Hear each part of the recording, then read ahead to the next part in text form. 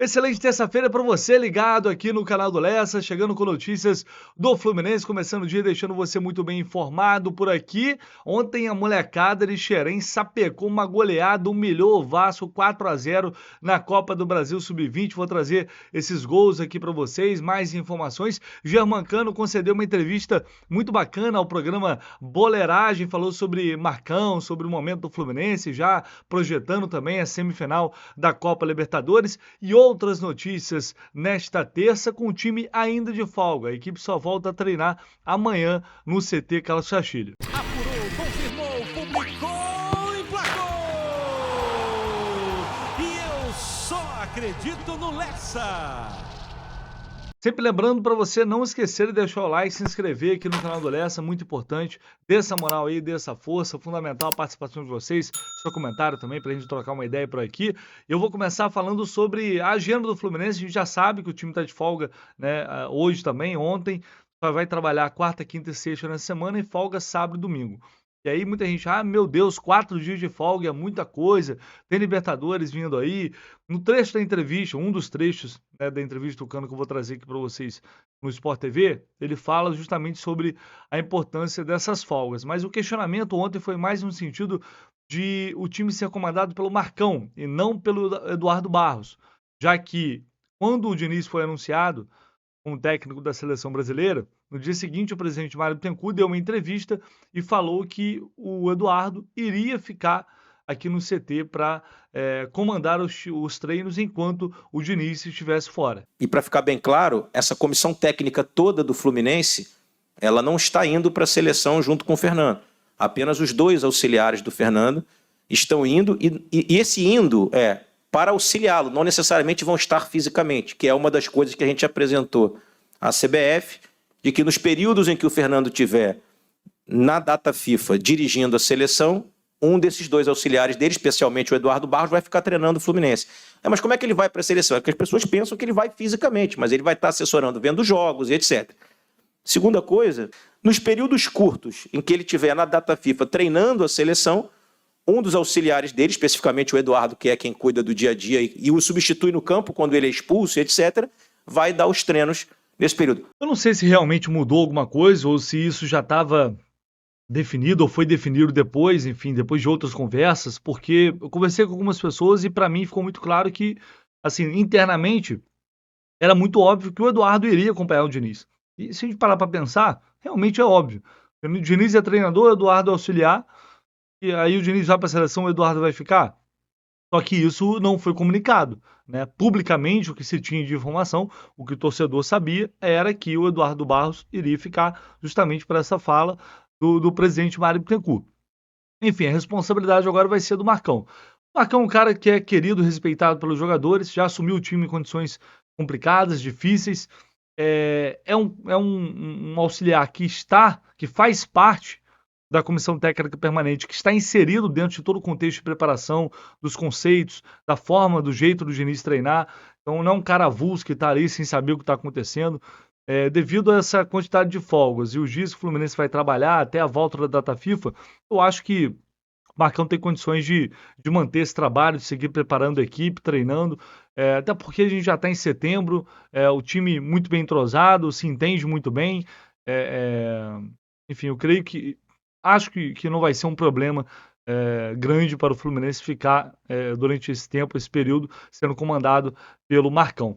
E nessa entrevista que eu vou trazer aqui para vocês agora, que o Germânco não concedeu ao programa Boleiragem, vou trazer trechos dessa entrevista aqui e ele fala justamente sobre a importância do Marcão para o grupo, a importância também de ter essas folgas, que é algo muito relevante, e falou outras coisas também bem interessantes. Falando aqui, primeiro, parabéns pelo seu momento. A minha pergunta, na verdade, eu quero fazer duas perguntas em uma. Primeiro, assim, o quanto o Diniz foi importante para a sua melhora, né, como atacante, se houve alguma diferença daquilo que você vinha fazendo para o seu momento, para o seu atual momento, e também assim, o quanto você acha que o Diniz vai ter êxito na seleção brasileira, o quanto ele tem pouco tempo para apresentar a metodologia dele, você acha que isso vai prejudicar o trabalho dele ou não, que você acha que com pouco tempo ele consegue implementar aquilo que ele acha que é certo, né, e com jogadores de grande qualidade que tem na seleção brasileira? Sí, Diniz é um cara que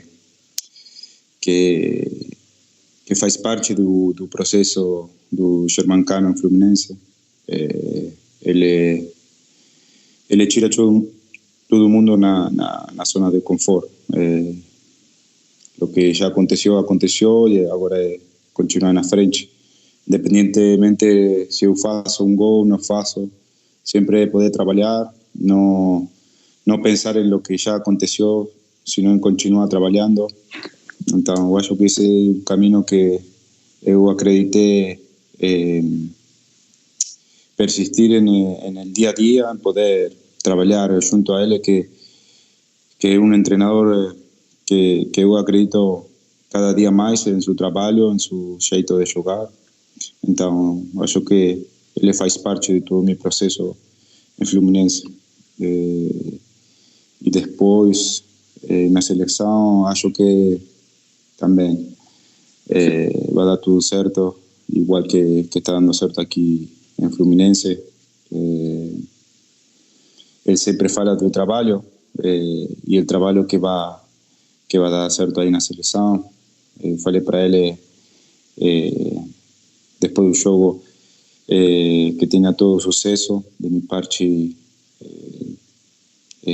vamos a fazer muita força para que esse passo pela seleção possa ser ainda maior de lo que já é, porque praticamente vai ficar um ano ali. Então, o processo acho que vai ser muito bom. Os jogadores que estão aí na seleção vão aprender muito dele. Eu acho que vão ficar muito felizes pela chegada de Fernando à seleção brasileira. Quando o Ganso está jogando, você está atrás do Ganso também para deixar ele um pouco mais livre, mais descansado, né? Achando eu de fora, até pela dificuldade do Ganso, porque tem um ritmo diferente. E eu queria saber como você tem administrado isso. Você é um dos jogadores do Fluminense que menos descansa, que se deixar joga todos os jogos, até por causa dos gols, né? Centroavante quer estar todos os jogos para fazer mais gols. Isso foi novo para você ou isso você já fazia na tua carreira lá atrás, nos momentos de Argentina, de Colômbia? Queria que você falasse desse momento novo e dessa recomposição que tem chamado a atenção da gente. Isso aqui é interessante, é uma coisa que o Diniz sempre destacou muito, né, nesses últimos tempos aí sobre o Cano, a importância defensiva dele, como ele volta para ajudar o time, né, como tem sido às vezes um armador. Bom, é um trabalho que com Fernando já praticamente estamos trabalhando já quase 2 anos. Todo mundo sabe como o jeito que Fernando joga, então todo mundo tem que trabalhar para o time. Primeiro é o time, depois são os goles, depois vão acontecer muitas coisas durante o jogo. O principal é poder colaborar e recontribuir com o time, tanto na parte defensiva como na ofensiva. Então, primeiro estar na ofensiva, poder ajudar o time. Todo mundo tem 5 regras que são fundamentais dentro do time, então há que cumprirla como Fernando pide. Y una de ellas es poder pasar todo el mundo a la línea de la bola, ¿no? Que todo el mundo ya sabe de eso. Entonces, yo que es un trabajo que estoy acostumbrado a hacer por ahí. No muchas personas hablan de eso, mas ahora que estamos hablando, y você lembró muy bien, ese trabajo ya tiene un longo tiempo haciendo, entonces acredito muito e sempre no final do jogo sempre dá certo, sempre fica uma bola para mim, eu consigo fazer o gol. O principal é sempre poder ajudar o time. Aí depois, durante o jogo, acontecem várias coisas que se você ajuda o time, vai dar certo para que eu possa fazer o gol. Então, é um trabalho muito bom que eu acredito que continuamos fazendo todo mundo e um trabalho em conjunto.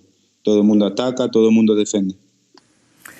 Falar, elogiar o Cano é chover no molhado, né? Mas é impressionante como a visão que esse cara tem. E aí fica fácil entender porque ele e Fernando Diniz se entendem tão bem, né? Porque ele entende muito bem essa questão de se doar para o time, de ajudar o time, de participar das jogadas. e o resto as coisas vão acontecer naturalmente. Se ele ajuda o time também irá ajudá-lo a fazer os gols. Essa entrega que a gente tem visto dele em campo não é uma novidade, mas tem sempre ressaltar, esse cara é realmente gigantesco, né, em todos os sentidos, como jogador de futebol, como ser humano e hoje defendendo a camisa do Fluminense. Internamente, não tem um descanso também? Você fala, ai, pelo menos 10 dias descansando do Diniz, daqueles gritos, daquela cobrança. Vamos dar uma relaxada, mente, vai fazer bem para a mente também. É fundamental ter um pouco de folga, né? Aqui no Brasil se joga muito também, a gente praticamente não tem folga, como muito 2, 3 dias máximo. Agora a gente vai poder descansar um pouco mais. Em meu caso não, porque nasceu agora Lionel, então é bom para poder ficar aqui em casa e colaborar com minha esposa, colaborar de noite. Então, para mim está bom. Acho que mentalmente é bom para poder descansar, não? Porque a gente jogou vários jogos que mentalmente é cansativo e agora Fernando sabe dar muito bem essa folga. Ele sabe que o grupo estava precisando dessa folga, de cada um poder ficar com sua família, poder descontracturar um pouco todo o que a gente está trabalhando dia a dia e poder chegar de novo depois da data FIFA com mais força no treinamento. Então, eu acho que é muito bom. Igualmente agora na quarta a gente está treinando de novo, aí tem folga depois no fim de semana, então é bom para poder manter a cabeça um pouco despejada e poder ficar um pouco em família também. Agora o time está já numa rotação muito alta, né? Vem de jogos pesados, né? Eliminatórios. Creio que essa folga é benéfica para todos. O jogador alivia um pouco a mente, dá uma descansada, fica com a família. Depois, acabou a data FIFA, volta com tudo, o bicho vai pegar a partir de segunda-feira. E é isso, eu acho que faz parte também desse processo, né, o descanso. Mas o Eduardo viajou com o Diniz e quem vai dar é o Marcão, os treinamentos durante desse trabalho do Diniz na seleção? Sim. É o Marcão que está aí? Vai ficar marcado, sim. O que tenho entendido vai ficar marcado. Sim. Tá, boa. Então tira a minha dúvida e peço perdão pelo erro aqui. Achei que o Eduardo ia ficar no E obrigado, Luiz, pelo toque. É isso. E aí eu acho que é um detalhe importante, que a gente sempre vem discutindo isso no Boleiragem, de você ter dentro de uma comissão técnica, independentemente do treinador, algumas pessoas de confiança do clube participando desse trabalho.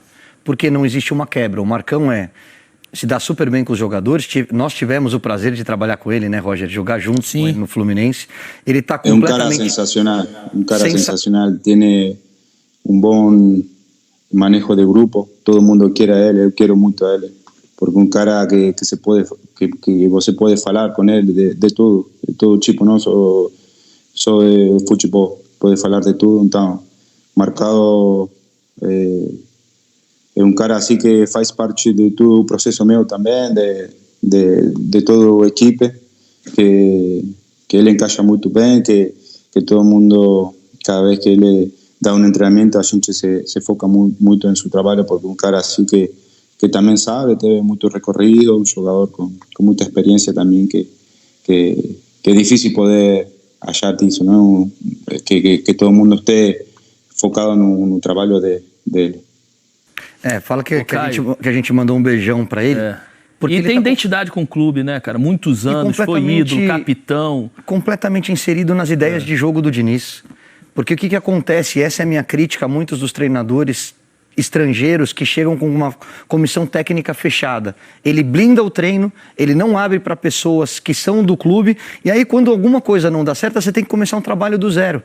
Quando você tem um cara como o Marcão participando ativamente do dia a dia, das tomadas de decisão, conhecendo e tendo esse relacionamento que o Cano passou pra gente, numa eventualidade, e é um prêmio pro Diniz disputar, ser contratado como treinador da seleção brasileira, você não tem a quebra no trabalho. Essa é uma observação interessante do Caio, foi mais ou menos o que eu disse, né? E E também a visão do Cano, o reconhecimento do Cano também em relação ao relacionamento com o Marcão. Por isso eu acho que, de um modo geral, assim, o Fluminense não vai perder muito dentro desse período. O que tenga que acontecer vai acontecer, ainda não. História do clube. Aí é com o Samuca, Cano. Não, eu acho que não. O que tenga que acontecer vai acontecer, ainda não conquistamos nada. A gente vai competir e vai brigar pelo título, mas vamos esperar um pouco, né? Falta muito ainda, não sabemos o que pode acontecer, mas poder ficar na história marcada de Fluminense para mim seria uma honra muito grande, mas vamos passo a passo e com os pés no chão, como sempre dizem aqui. Para fechar essa resposta do Cano, né, sobre o título da Libertadores, passo a passo, com calma, falta muita coisa ainda. Mas enfim, uma entrevista bem legal aí do Cano pro Boleiragem no Sport TV. É bom ter os pés no chão mesmo, e esse grupo eu acho que está muito ciente disso, né? Acho que todos estão com um discurso assim, muito humilde. Eu preciso trabalhar bastante ainda, ao mesmo tempo que está perto, ainda falta muita coisa. Eu acho que é por aí. Continuar com essa mesma seriedade, jogando esse futebol, todo mundo se doando, como está se doando, o grupo todo fechado, unido, né, com muita vontade, um sonho muito grande de conquistar essa Libertadores. As coisas vão acontecer naturalmente. Futebol é imprevisível, mas tem que fazer a sua parte, né? Dar o melhor e aí torcer para que as circunstâncias também joguem a favor. Para a gente fechar aqui, ontem o Fluminense simplesmente humilhou o Vasco 4-0, avançando para a terceira fase da Copa do Brasil Sub-20. Os gols foram do Cauã Elias, Arthur, Agner e Isaac. O resultado garantiu o Fluminense na terceira fase. Infelizmente, o Caio Amaral acabou se lesionando, o zagueiro Caio Amaral foi subir uma bola, caiu em cima do braço, e aí teve que ser levado para o hospital. Enfim, tomara que ele se recupere bem dessa lesão. Infelizmente, aconteceu aos 22 minutos do segundo tempo. Mas eu vou trazer aqui para vocês os gols desse jogo aqui, para a gente conferir. Lá pro Net. Na frente dele, só o Arthur. Devolução estranha, ganhou o Arthur, o gol tá aberto! Gol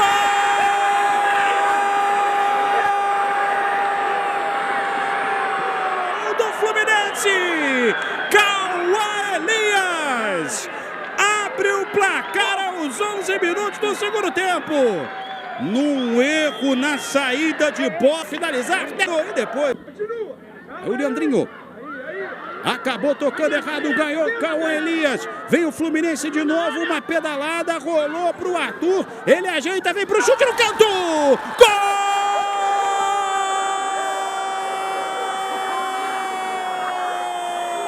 do Fluminense! 6 minutos depois do primeiro gol, o Fluminense aumenta de novo com a dupla Cauã Elias e Arthur. Dessa vez, o Cauã Elias ganhou a jogada, o passe do Leandrinho foi curto e rolou para o Arthur, que teve muita calma e muita classe para bater com o Fluminense. Foi muito pesado. E o Fluminense volta para o ataque. Tá aí o Isaac agora na direita, faz um cruzamento, vai para a segunda tentativa. Evitou a sair no toque para o meio, Lete. O giro feito. Gol!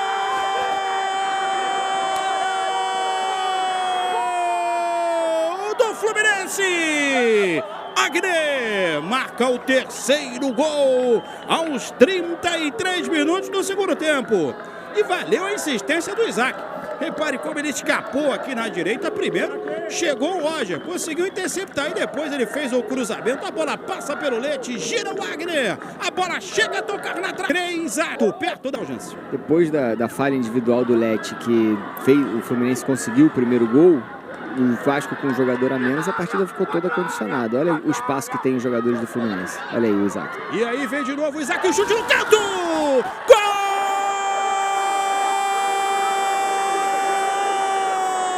Gol do Fluminense!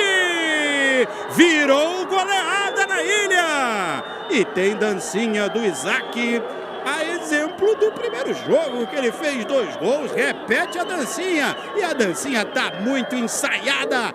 Se dirige a torcida do Fluminense e comemora de novo o Isaac. Dessa vez, ele tirou o marcador, tirou o Zucarello do caminho.